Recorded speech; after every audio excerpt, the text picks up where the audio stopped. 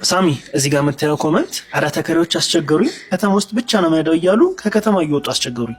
ሰው አይቶ ነው ይሄንን ራሱ የነገረኝ፣ ምን ላድርግ ይለናል።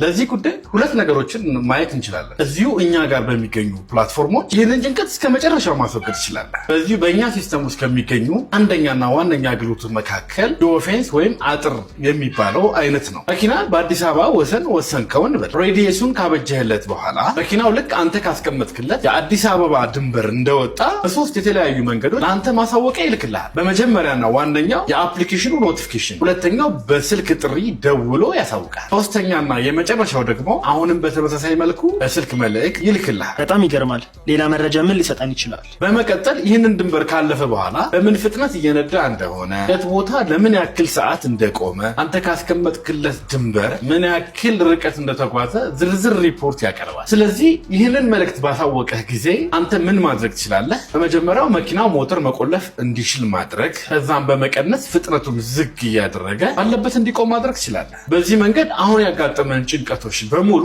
እስከ መጨረሻው መገላገል ትችላለህ። ይህን አገልግሎት ለማግኘት ከላይ በምታየው ስልክ ይደውሉ።